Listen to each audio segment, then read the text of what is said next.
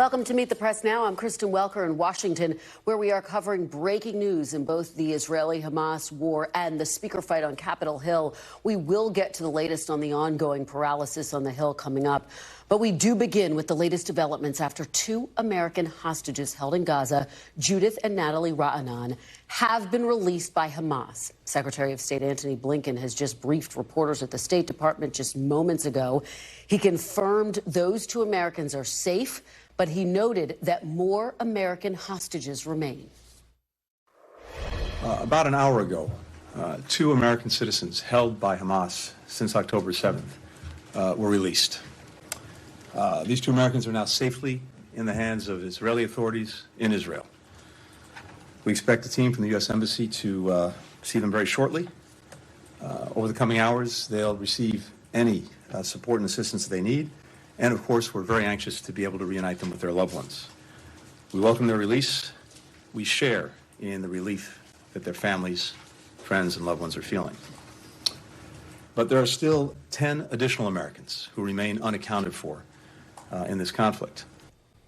According to the Israeli Prime Minister's office, Israeli security forces received the two women at the border with Gaza, and they are now on their way to a military base in central Israel where their family is waiting for them. In a statement, President Biden said, quote, "Our fellow citizens have endured a terrible ordeal these past 14 days, and I am overjoyed that they will soon be reunited with their family who has been racked with fear." He also thanked the Qatari and Israeli governments for their partnership in this work. This comes after earlier today the IDF said it believes the majority of the 200 hostages being held in Gaza are still alive. Following the news of the release of the two Americans, the IDF warned against viewing this release as a humanitarian gesture by Hamas. Listen. Hamas is currently trying to show itself to the world as if they had returned these hostages for humanitarian reasons. But this is a murderous terrorist organization that is still holding on to babies, children, women, elderly who were abducted into the Gaza Strip, and they're continuing to commit war crimes against all of humanity. Now, last week, I spoke with Sarai Cohen, the sister and aunt of the two American hostages, Natalie and Judith, who are now free. She spoke incredibly emotionally about her family members being held hostage by Hamas. We will bring you some of that conversation in just a few moments. We'll also speak to NBC's own Martin Fletcher, whose wife is related to Judith and Natalie, along with an official from the Red Cross, which assisted with today's hostage release. But first, joining me now with more reporting and perspective is Josh Letterman in Tel Aviv, Israel. Josh, thank you so much for joining me. So this is an extraordinary moment. Two American hostages now released by Hamas. We just heard from Secretary of State Antony Blinken. What has the reaction been from the IDF and there in Israel to the release of these hostages, Josh? Well, clearly there is a huge sense of relief that these two Americans, who also, by the way, have Israeli citizenship, have now been freed, and optimism right now, Kristen, that this could potentially signal the opportunity to bring more of those hostages home. Remember, there's still some 200 hostages, Israelis and others, including, as Secretary Blinken said, there are about 10 Americans who remain in Hamas custody in the Gaza Strip. But no one really knows at this point in time exactly why Hamas decided today that today was when they were going to release these two Americans, short of any concessions that we know about right now from the Israeli government. Hamas for days has been saying they were willing to release civilians if Israel were to stop the airstrikes, essentially declare a unilateral ceasefire over the Gaza Strip. That has not happened. Israel has continued to strike the Gaza Strip while building up towards this expected ground incursion. But we are hearing from Red Cross officials who say they are hopeful for more releases. They want to have immediate access to those remaining hostages who are in the Gaza Strip. But a big political question right now is what exactly happens going forward with Israel's military plans. Does the U.S. now urge Israel to pump the brakes a bit, see if there's an opportunity to release more hostages prior to Israel going in with that likely ground incursion into the Gaza Strip? Or does Israel feel like it needs to continue with everything that has been planning to deal with the other threat, which is the Hamas terror threat that they continue to see with more and more rockets falling here in Israel? Kristen. Josh, it's such an important point. You're absolutely right. And we know that this comes on the heels of course, President Biden traveling to Israel. You have to ask and think about how the other families who we've been reporting on and interviewing since this horror began are viewing this. Josh, I wonder, does it give any hope to other Israelis, to other families, that they could potentially see their family members come home? Well, it certainly makes clear that Hamas is open in some ways to releasing hostages. And in fact, there could be some additional hope drawn from a statement that the Israeli military put out earlier today, saying that they believe the majority of those 200 hostages are actually still alive. That was an open question until today, Kristen. But you also have to put yourself in the shoes of these families, because remember, there was a couple-hour period here where we knew that these 2 hostages had been released, but we did not yet know which ones they were. And so you have to think, if you're one of those families, there was a brief moment when you thought your family members, your loved ones might have been those hostages now safe, and then learned that they were in fact not. And so there's a mix of emotions right now that we are hearing from the groups here in Israel that are representing the family members of hostages still in the Gaza Strip. They are pleased by this. They are grateful. They are optimistic, but they are not satisfied until all of those hostages come home, Christian. Absolutely not. And the global community will not be satisfied until all of the hostages come home. Josh, you're absolutely right about that. I want to delve a little bit more deeply into the point that you were just making, though. The question surrounding whether the Biden administration might use this moment to try to slow down the expected ground invasion by Israel. Secretary Blinken was very careful to say we're not going to get into any of the private discussions that we've been having surrounding the release of these 2 hostages. But Josh, taking a step back, just walk us through President Biden's visit there to Israel. What were the key takeaways? Because obviously one of them, right, was the idea that, and the development that they were trying to get these 20 trucks of humanitarian aid into Gaza, but the hostage situation was front and center as well. I'm so glad you brought that up, Kristen, because in the flurry of attention, rightly so, on this hostage release over the last few hours, it has kind of overshadowed what had really been a front burner issue, which is that humanitarian aid that President Biden said he had an agreement with the Egyptians. It was going to start flowing. Yesterday, we saw the UN Secretary General in Egypt saying he was there to observe the reopening of that Rafah border crossing. And so far, none of that aid has gone in. The only thing that we know has crossed the Gaza border since the start of this crisis 2 weeks ago are those 2 hostages that were released today. And so even as there is this positive news about these Americans, there is still the reality that the humanitarian crisis is getting worse and worse. There were an additional 2 hospitals today that had to shut operations because they're simply out of fuel for their generators. And so far, while we keep hearing day after day that today might be the day that aid will start flowing from Egypt into the Gaza Strip, it hasn't happened. And it's unclear whether the release of this hostages, whether that means that there's been some type of diplomatic progress that could also extend to getting some of that humanitarian aid into Gaza, Kristen. And as you have been reporting, Josh, I think so forcefully, they're hoping for 20 trucks to get in, but what's needed is so much more. It's more like 100 trucks per day. Let me go over to Ali Rafa, our colleague standing by at the White House. And Ali, obviously, this is a significant development for those 2 hostages, for their families, for this war that is unfolding, but for the White House as well. What's the reaction been there? Yeah, Kristen, in just the last hour, we saw a statement issued from President Biden where he confirmed the release of these hostages. He talked about the efforts to find and free them that began really right as soon as the administration found out about this attack by Hamas on Israel on October 7th.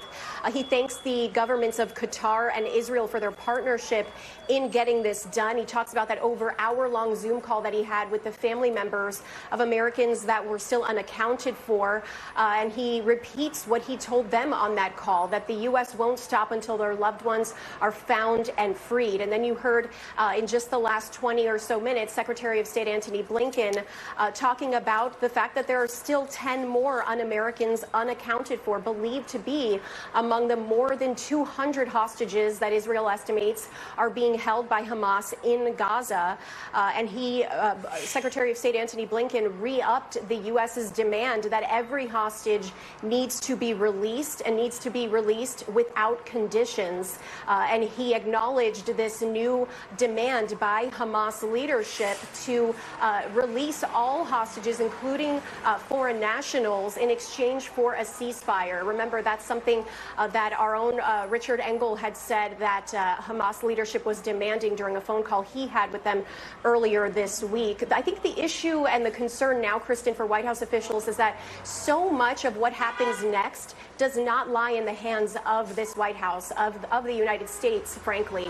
The fact that the president was thanking the governments of Qatar, of Israel, Qatar being a major key to securing this deal to get these hostages released, that was a huge reason why we saw Blinken make that marathon trip all around the Middle East to talk to the leaders of these countries that have established lines of communication with Hamas leadership. How the U.S. relies on these entities going forward to be able to get those estimated 10 remaining Americans that are still unaccounted for potentially in Gaza, that still remains to be seen at this point, Kristen. It certainly does, but we know there will be a lot of focus on that. Josh and Allie, stay with me. I do want to bring in NBC News Chief Foreign Affairs Correspondent and Chief Washington Correspondent Andrea Mitchell, who was in the State Department briefing just now. We heard her pressing the Secretary of State. So, Andrea, what were your key takeaways? This is obviously a hugely significant development, and you asked about the idea, that statement by Hamas, and you made it very clear it's a terrorist group not to be taken with any ounce of credibility, but they are saying there's the possibility that more hostages could be released if the bombardments stop. I mean, the Secretary was very careful in answer to all questions. He took 3 questions today, and very careful not to talk about the negotiations. And that is understandable. He's been involved since the very beginning when he first got to the region last week and did his shuttle diplomacy, first in Israel, then in going to the Arab countries, importantly in Qatar. That is the best connection that they have to Hamas, because Hamas leadership stays in Doha, Qatar, and has a relationship. Qatar provides some $10 million a month to Hamas that we know of, and probably a lot more money back-channeled. So Qatar was thanked by the president, and not just thanked alone, but thanked in partnership with Israel, which is why I asked whether there was still a chance that despite the war, despite the horrors of Hamas's attacks on Israel and the reactions and all the people who have suffered on both sides, could there still be some sort of a broader peace? Could there still be some relationship that could build on this? There's, in fact, as you know, a Senate delegation, bipartisan, Lindsey Graham, Cory Booker, who arrived in the region, just arriving today, and are working on that very thing, planning to go to Saudi Arabia, go to Israel, and we don't know what other countries they may be going to. They're trying to resurrect that. So, Kristen, this is still a possibility, he said. This is what they hope for.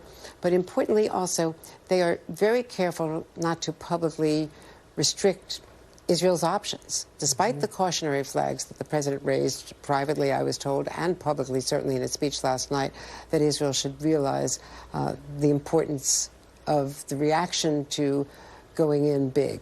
You know, that's basically what he's saying. Don't make the same mistakes that he feels America made after 9/11, after toppling the leadership, then not handling it. And, of course, the result was 20 years, 2 decades of tragedy. In any case, what they're hoping for is some way to get Israel to be careful about this, but they're not going to tell Israel to stop the airstrikes or the ground war, which has not yet started. And I asked about the Hamas leaders, Abu Abaida, saying more hostages could be released. This could lead to something more if there were no airstrikes. And he said that they would not put any credibility in what a terror group like Hamas says. Yeah. One quick thing, he did say also that they're still working on getting that aid in. That's what he just started with from the day one on his shuttle diplomacy. They thought they had a deal. It was confirmed by the president on Tuesday and Wednesday. And they still think they have a deal. But Egypt and others have still not opened those doors.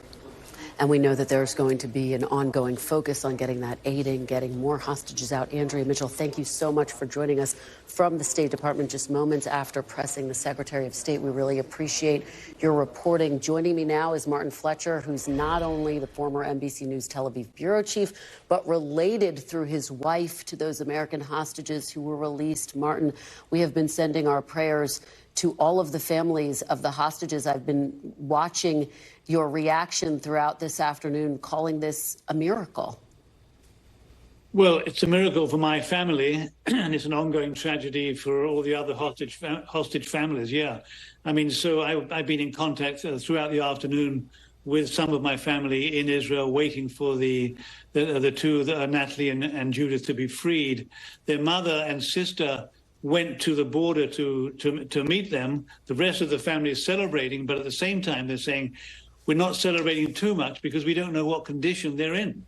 They may, certainly they're traumatized. They may be physically harmed. They may be sick. We don't know anything right now. They're in the hands. They are at an Israeli army base close to Gaza. Hopefully by now with their loved ones together. But of course, the Israeli army and intelligence will be debriefing them for hours and hours, trying to find out what conditions they were held in, where they were held, did they see any other hostages, what do they know about the way they were being kept, what can Israel and America learn about the remaining hostages, bearing in mind there's 200 more of them. We're one happy family right now. There's a lot of other families still bitterly frightened. Absolutely. And Martin, to that point, I mean, no one knows this region better than you do. What might the release of these two hostages, your two beautiful family members, what might it mean for the other hostages? Well, the question is, why did Hamas release them? Yeah. Was it part of a deal? In this part of the world, very few things happen without a quid pro quo. So the assumption would be that secretly, no one's talking about it. There must be negotiations going on about the other hostages. There was talk earlier in the week about a possible exchange of women and children held by Hamas for women and children held by Israel, security prisoners, Palestinian security prisoners. Israel holds about 30 women and about 120 to 130 what they call minors who have been arrested for security offenses. So there is a potential swap. That's the area where there could most likely be a swap. But we haven't heard about it. We don't know any details. And everybody's very careful not to give anything away. And I can say one thing about one of my family members told me something and then called me back and said, oh, for God's sake, don't say anything on TV about that. So I'm not, because obviously this is a real fluid, sensitive situation ongoing right now. But I feel there's a window of opportunity which is probably closing.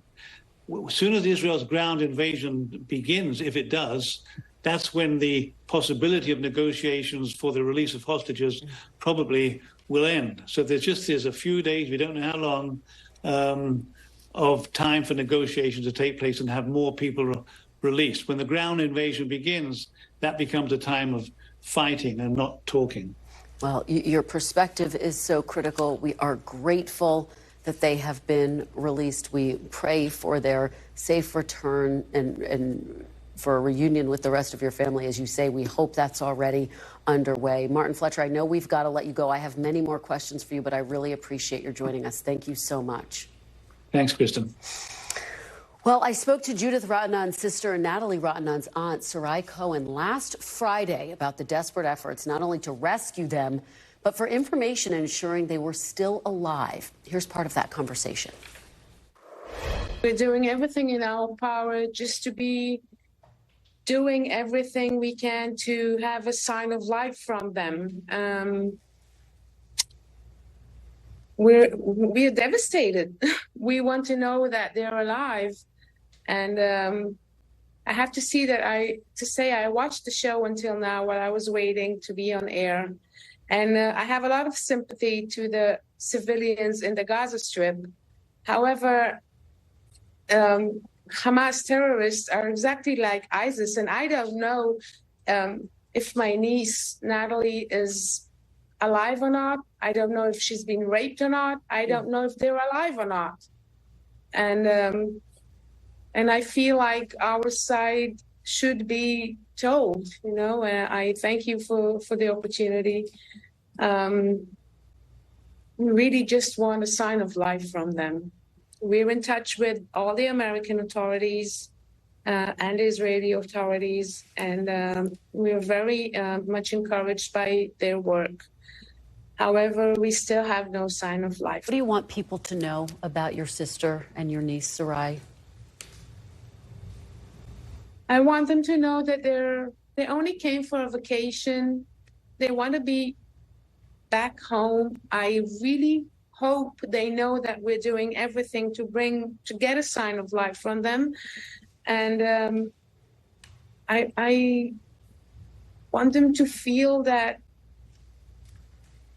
everyone, the American authorities and the Israeli, and especially us, their family, is just doing really everything in our power to reach out for them, get any sign whatsoever, dead or alive.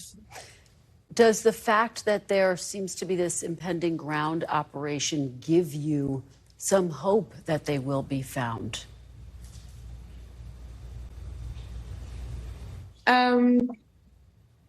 Yeah, it does. I really don't know. I'm not a political person, and I do have sympathy for the civilians in the Gaza Strip.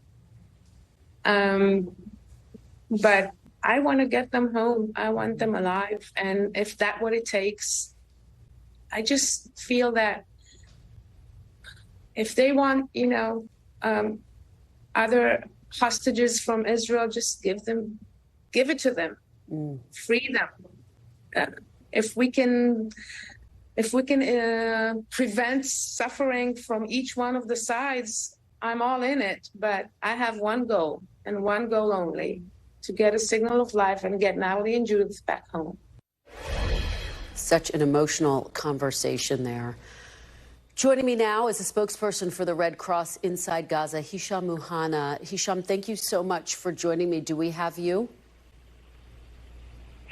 Yes, thank you for giving me the opportunity to join you tonight.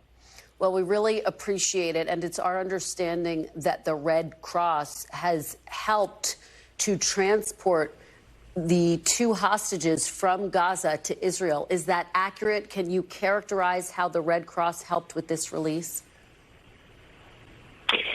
Yes, as a humanitarian intermediary, we are extremely relieved that these 2 families can now be reunited after 2 weeks of agony. The International Committee of the Red Cross helped facilitate this release by transporting the hostages from Gaza to Israel, underscoring the real-life impact of our work as mutual allies between the warring parties.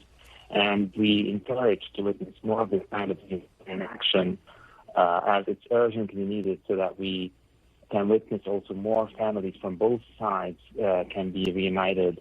We understand that information about missing people are like a lifeline for the families of those missing. We have been here since 1967 in Israel on the occupied territories, and we have facilitated, a lot of successful transfers and visits of detainees and their families. Today, we have succeeded in safely transporting these 2 and to achieve more on both sides soon. Hisham, and we're losing you a little bit, but I want to ask you, do you know the condition of the 2 women who were released? Do you know how they're doing physically and emotionally? Unfortunately, I do not have full information about the well-being of the 2 hostages. I hope that they are safe and sound, and I hope that they are now with the rest of their beloved ones in Israel. However, we continue, to call for the immediate release of the hostages, and we are ready to visit the remaining hostages and to facilitate any future release following an agreement reached by the parties. We understand that hostages must have, and we also call that the hostages on both sides must have to receive humanitarian assistance and medical care, and they must be given the opportunity to contact their families, as we believe that this is a lifeline for for the families. Any information that we try to get, we pass this immediately to the families of those missing hostages. Yeah, Hisham, you lead me to my next question. Does this give you hope that some of the other hostages, potentially all of the other hostages, could be released? And what do you think needs to happen in order for that to come to pass? We urge all parties of the conflict to work toward first ensure the safety and security for the medical teams in Gaza to work to complete their humanitarian mission, as well as for the humanitarian mission. One of the ICRC residences in Gaza City was heavily impacted. Fortunately, no one of our staff was there, but we are having, severe challenges in moving into Gaza Strip, getting to the aid and delivering it to those who are in need. And also, a humanitarian pause is vital and necessary and crucial like never before, so that we can, achieve progress on the ground on the different issues with the hostages, with the entry of aid into the Gaza Strip, with supporting the medical system in Gaza from a total collapse. The humanitarian situation in Gaza has never been that deteriorated. We have been here, as I mentioned, since 1967, and we haven't mentioned that level of hostilities, loss of civilian lives, destruction in the infrastructure, lack of hope since then. And obviously there's so much focus, Hisham, on, as you just said, getting that humanitarian aid into Gaza. I know that one of the key concerns is that it could wind up in the hands of Hamas. Do you have any sense of a timeline? Do you anticipate that it will get into Gaza in the next 24 to 48 hours? We hope so. We are ready, standing ready to allow the humanitarian aid to enter Gaza. We have ICRC teams from different specialties. We have doctors, we have engineers, we have experts and war remnants who are ready to enter Gaza, along with tons of humanitarian aid, medical supplies and equipment that are vital, that are life-saving for thousands of those who are still in hospitals in Gaza. People in Gaza cannot be kept waiting for desperately needed aid. Hospitals are literally on the verge of collapse, and families are sleeping in the open with little food and water without, also access to other essential needs. Thus, we urgently call for a pause in the fighting and for humanitarian aid and first responders to be allowed in. And every hour that passes without increased assistance means more misery, more suffering, and more death. Yeah, Hisham Muhanna, I can't thank you enough for joining us and for the work that you and the Red Cross are doing. It's really extraordinary, and obviously you're saving lives, and we are just so deeply grateful to you for joining us. Thank you very much.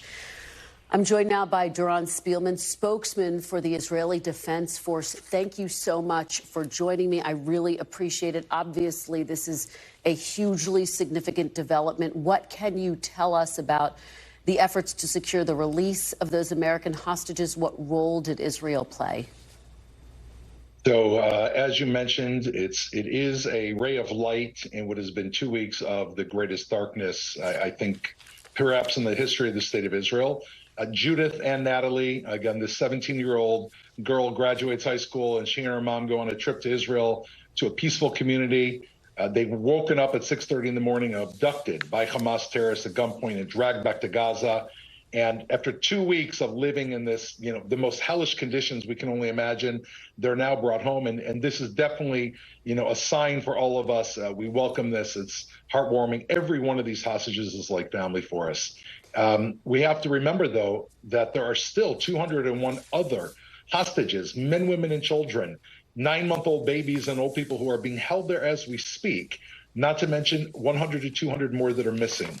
The 1,300 dead will never be returned. And for us, it's very clear. We celebrate every piece of life in the return of the hostages, but Hamas is really trying to play this off as if they are a humanitarian rights organization when we know that they truly are the face of evil, and we have to be able to focus on that. And that's where we are in Israel. We're focused on making sure they can never carry out such a massacre again. Yeah, and the Biden administration, the president's been very clear in calling them, of course, a terrorist group.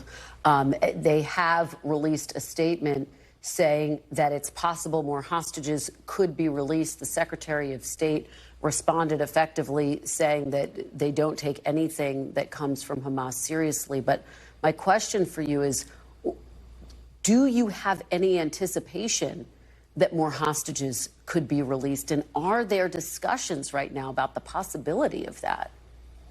So we do have an entire section now of the Army that is dedicated to those hostages, to trying to ascertain their locations, their conditions, and work through those channels to do everything we can to bring them home. Israel has a policy of bringing everyone home, and we know that we've done this before. At the same time, we're aware that Hamas cannot exist if Israel exists. Hamas, as the president of the United States said yesterday, their very existence calls for the destruction of the state of Israel and the death of the Jewish people throughout the world. And we are going to operate on both of those tracks. We are very focused in dismantling Hamas's infrastructure and completely neutralizing all of this leadership. Otherwise, we'll see the playbook simply repeat itself, Kristen. They'll go back, they'll go underground, they'll rebuild, and then the next massacre will be around the corner, and we simply will never allow that to happen again. Israel was very clear, has been very clear, that you are preparing for a ground invasion in Gaza. Does the release of these two hostages change anything in your strategy? Are you still preparing for a ground invasion? We are, and our strategy has not changed at all. It's very focused on destroying Hamas. Our ground forces, our air forces, our naval forces, everyone has been training. I was down south just a short time ago, seeing everyone gearing up. The motivation level is incredibly high. The professionalism's high. And it's just a matter of time until we move into the next phase, which will be needed in order for us to really eliminate Hamas. And from a directional point of view, we are continuing with that mission until it is actually completed. Doron, I know you probably can't give us too many details, but can you say anything about how the release of these two hostages was secured? How big of a role did Qatar play? Did the United States play? So as you mentioned, I can't be overly specific. I will say that, again, the entire state of Israel right now is celebrating their release, and anybody who wants to try to help us get our hostages back, Israel's been very, very open and welcoming. We are incredibly concerned about our hostages, and we're still moving forward. I mean, we're dealing with human life, basically. We are, in all of our hits on Gaza, we're aware that our hostages are in Gaza. There are still civilians in northern Gaza, Gazan civilians, which are also suffering under Hamas. And I was in the command center that's speaking to the people in Gaza in Arabic and trying to speak to heads of different areas to get them to move. And we've been told that they're afraid to leave because of Hamas. So we're focusing on human life as best as we can while trying to eliminate Hamas, while Hamas is simply hiding underneath the ground and pushing, as many civilians in our way as possible. And it's very difficult to operate in these conditions, but that's what we're training for. Well, I can't thank you enough for joining us, and we do extend our condolences for the loss of life in Israel, and we do continue to keep our thoughts and prayers with all of those hostages. Thank you so much for joining us. We really appreciate it. Thank you so much. I'm very, very happy to have been here. Thank you. And joining me now is Middle East Coordinator for the National Security Council, Brett McGurk. Thank you so much for joining me on this critical afternoon. If you could just give us the very latest about how the hostages were released. How was this secured? Was it an agreement between the United States, Israel, and Qatar? How did this happen? Well, Kristen, it's great to be here. I have to say the president just spoke with the father of Natalie and the ex-husband of Judith in a very emotional call.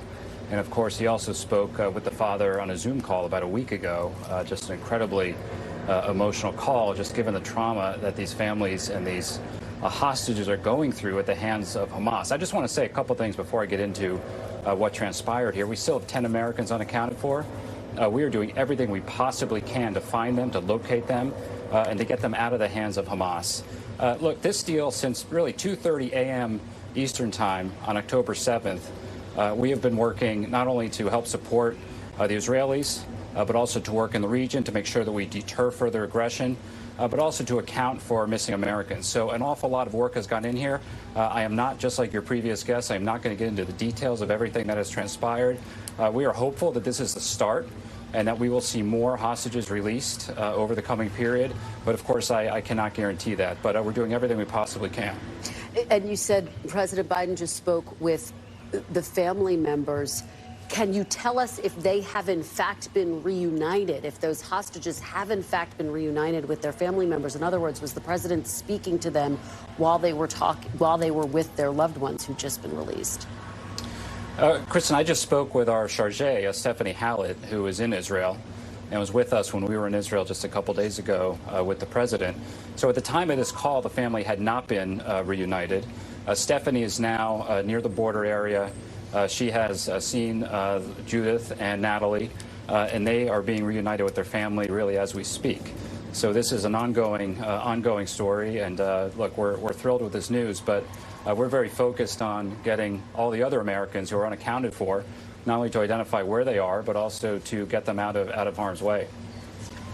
And I understand that they are being reunited as we speak, which is just extraordinary.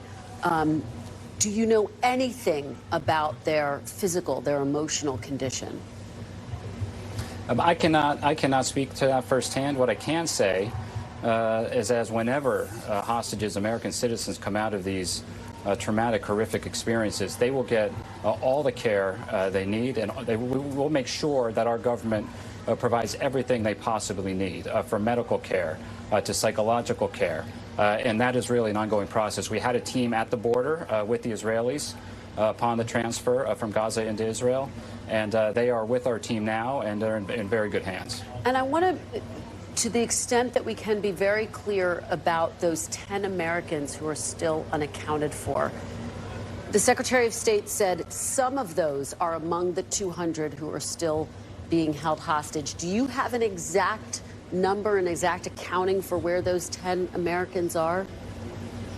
Kristen, I cannot give you an exact number, an exact accounting. I just can't do that. All I can say is we have 10 Americans unaccounted for, and we're devoting a great deal of resources and attention and focus from all levels of the American government, working closely with the Israelis and other partners in the region to try to identify them, locate them, and get them out of harm's way. And I just spoke with, of course, that spokesperson for the IDF. I asked him if anything about their strategy would change in the wake of these 2 hostages being released. He said it would not. He signaled they are still planning to move forward with their ground invasion. Can you speak to that? Should Israel move forward with its planned strategy? Or is this a moment to continue to try to get, and a window, I should say, to continue to try to get the remaining hostages out? Well, I just repeat what the president said when he was in Israel, what he said publicly. And this morning, the president had another very long and detailed discussion with Prime Minister Netanyahu. And before major war and peace decisions are made, the president speaking from his own experience, it requires deliberation. It requires asking hard questions. And it requires making sure that you have a plan in place with achievable objectives, and that plan is actually leading to achieving those objectives. Those are the types of questions I know the Israelis are asking themselves, and we are providing whatever advice we can through that discussions. Again, from the Prime Minister to the President on down through our military teams. Secretary Austin again spoke today with the Israeli Minister of Defense, so I am not going to speak to their strategy and their plans or what today's news might mean. I will say today's news is very good. We're hopeful to have more hostages home over the coming period, as I mentioned. And we're also hopeful because of the deal that the president was able to broker on the ground in Israel and then on the flight home in Air Force One with President Sisi to begin getting humanitarian assistance into southern Gaza very soon. That's also something that we're very focused on. You take me to my next question. I was wondering if you could update us on the status of that humanitarian aid getting into Gaza. Everyone had anticipated that it would get in today.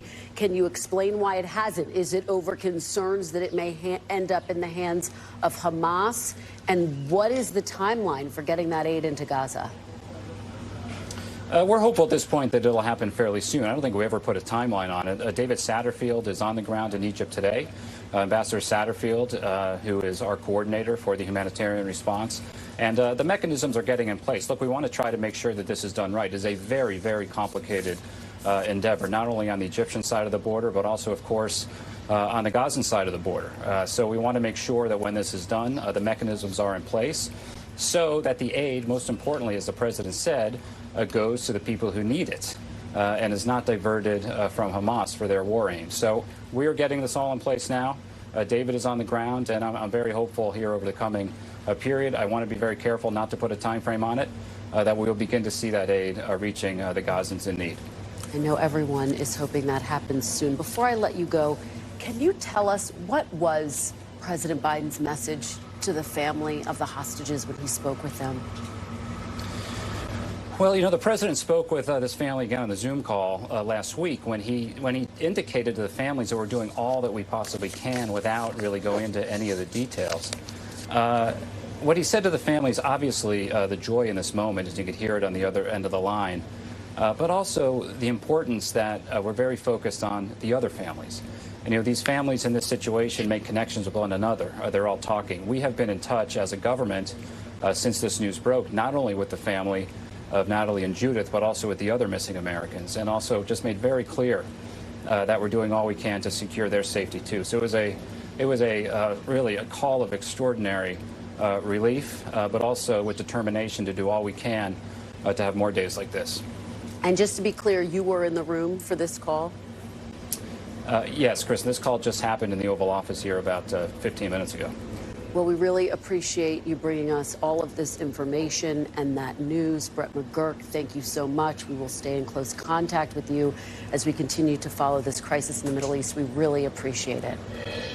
Up next, the UN Secretary General is calling access to humanitarian aid a, quote, life or death situation for civilians in Gaza. We're live in Egypt with the latest on when that critical crossing may open, as we were just discussing next. You're watching Meet the Press now. Stay with us.